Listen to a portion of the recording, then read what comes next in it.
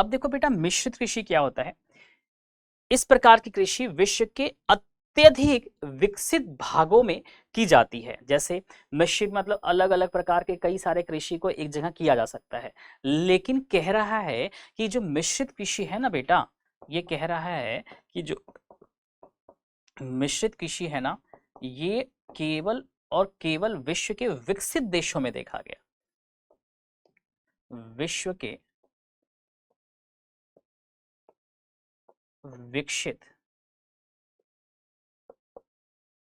देशों में, ठीक है, विश्व के विकसित देशों में, ठीक है ना, ध्यान रखिएगा, देखा गया। जैसे उत्तरी पश्चिमी यूरोप है ना, मतलब कह रहा है कि उत्तरी नॉर्थ वेस्ट यूरोप है ना बेटा, ध्यान रखना।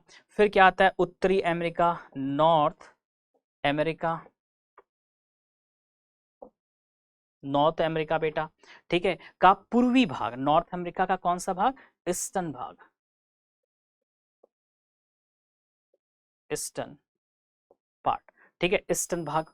यूरेशिया के कुछ भाग, ठीक है, ध्यान रखिएगा, यूरेशिया के कुछ भाग अभी पीछे हम लिखवा देंगे आपको, कौन से, यूरेशिया के कुछ भाग दक्षिणी महाद्वीपों के समशीतोष्ण अक्षांश वाले भागों में इसका विस्तार है। अब ये बड़ा इंपॉर्टेंट लाइन है, ध्यान रखिएगा। मिश्रित कृषि बेसिकली बेटा क्या है ना, ये कहाँ कहाँ देखने को मिलेंगे, तो याद रखिएगा मिश्रित कृषि ना विकसित देशों में देखने को मिलेगा। किसमें बेटा, विकसित देशों में देखने को मिलेगा।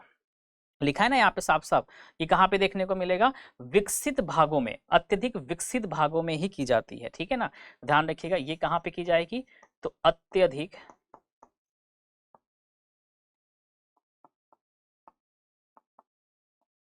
विकसित भागों में की जाती है, ठीक है बेटा। जैसे एग्जाम्पल की बातें कर लें, उदाहरण, उदाहरण की बेटा बात करें तो हमें क्या दिख रहा है, उदाहरण है विश्व के विकसित देश। उदाहरण की बात है, उत्तरी पश्चिमी यूरोप क्या है, उत्तरी पश्चिमी यूरोप, दूसरा, ठीक है, उसके बाद आता है आपका उत्तरी अमेरिका का पूर्वीय क्षेत्र, उत्तरी अमेरिका का पूर्वी क्षेत्र, ये सब लिख लीजिएगा, बहुत इंपॉर्टेंट है।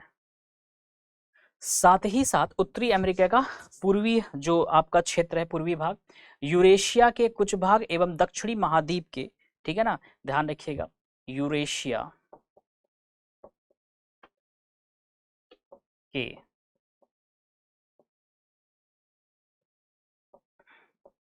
कुछ भाग, यूरेशिया के कुछ भाग, ठीक है, समशीतोष्ण अक्षांश वाले भागों में इसका विस्तार किया जाता है। कौन से, दक्षिणी महाद्वीपों के समशीतोष्ण अक्षांश वाले, दक्षिणी महाद्वीपों के समशीतोष्ण, समशीतोष्ण, ठीक है, दक्षिणी महाद्वीपों के समशीतोष्ण अक्षांश वाले भागों में, अक्षांश वाले भागों में इसका विस्तार, इसका विस्तार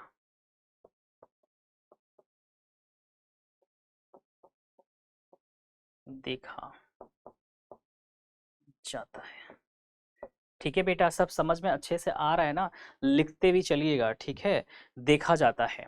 इस कृषि में खेतों का आकार मध्यम होता है। इसमें बोई जाने वाली फसल गेहूं, जौ, राई, जई, मक्का, चारे की फसल एवं कंद मूल प्रमुख है। चारे की फसल मिश्रित कृषि के मुख्य घटक है। अब जो चारे के फसल होते हैं ना, तो ये मिश्रित जो खेती होती है उसका मुख्य क्या है, आपका घटक है।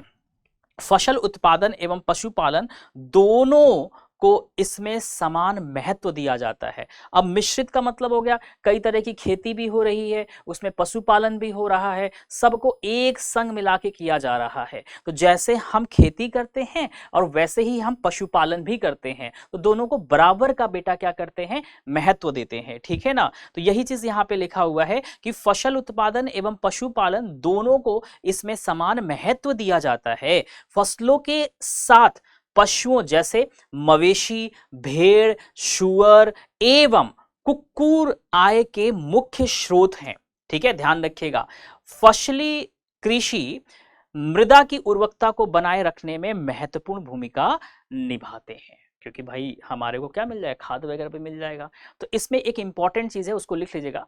विकसित कृषि यंत्र इमारतों, रासायनिक एवं वनस्पति वनस्पति खाद, हरी खाद के गहन उपयोग आदि पर अधिक पूंजी व्यय के साथ ही कृषकों की कुशलता और योग्यता मिश्रित कृषि में विशेष होता है। और मिश्रित कृषि से बेटा आपके एग्जाम में प्रश्न भी पूछा जाता है। ठीक है ना। तो मिश्रित विषय में लिख लीजिए थोड़ा सा इसमें। तो हमने आपको क्या लिखवा दिया इसमें, तो हमने लिखवाया कि इन इन क्षेत्रों में देखा जाता है। ठीक है ना। और अत्यधिक कहाँ पे देखने को मिलेगा, अत्यधिक आपको विकसित भागों में ये देखने को मिलता है। ठीक है भाई, विकसित भागों में अगर देखने को मिलता है, अब ये होता है। तो अब इसमें एक इंपॉर्टेंट चीज ये आता है कि सर इसकी जो खेती होती है ना, वो क्या होता है, तो आकार में क्या होता है, मध्यम होता है। और इसमें बोई जाने वाली जो फसल होती है, ठीक है ना, ध्यान रखिएगा, ये क्या होता है, आकार में, आकार में मध्यम होता है, पहली चीज। ठीक है, ध्यान रखिएगा। दूसरा, बोई जाने वाली फसल कौन कौन से हैं बेटा, तो आप लिखोगे सर गेहूं है। ठीक, गेहूं के संग संग क्या है, तो गेहूं है, ध्यान रखिएगा। गेहूं, जौ, राई, मक्का, गेहूं, जौ, राई, ठीक है, मक्का, ठीक, मक्का।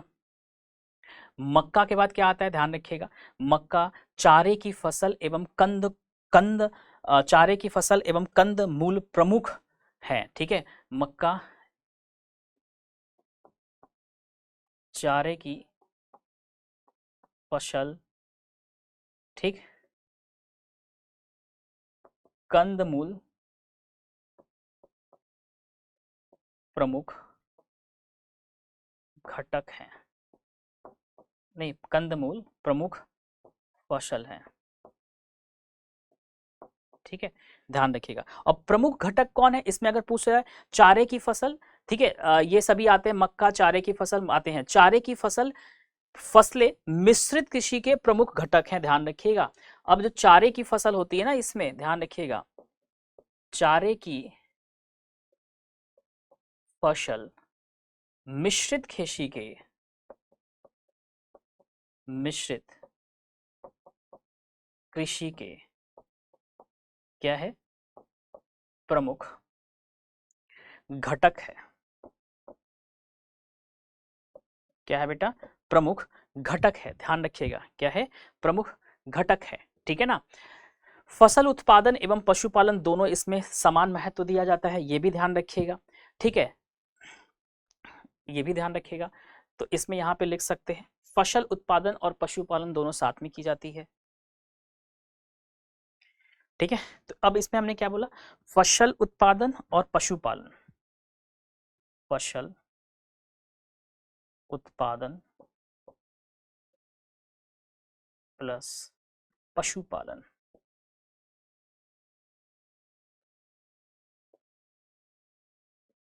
एक साथ किया जाता है।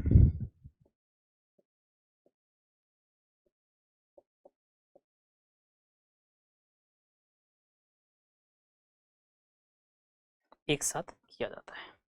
क्लियर है? अच्छा, हमने क्या बात किया, फसल में बात कर लिया, इसमें क्वेश्चंस भी आपके प्रीवियस ईयर में दे रखे हैं, तो फसल हमने देख लिया। अब इसमें एक चीज और ध्यान दीजिए कि जैसे हमने लिखा आपका, कहाँ गया यार, जैसे हमने कहा कि फसल में गेहूं, जौ, राई, जई, मक्का, चारे की फसल, ये कंद मूल प्रमुख थे। तो बेटा एक बात बताइए, वैसे पशु भी तो होंगे, तो पशुओं में किसको पालते थे, मवेशी, भेड़, शुअर, ठीक है, पशुओं में क्या था, ठीक है, पशुपालन में क्या करते थे, मवेशी,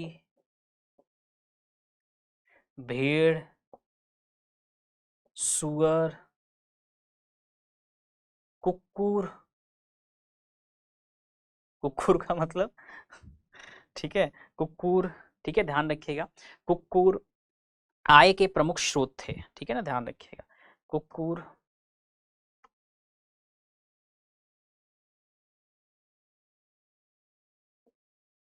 आय के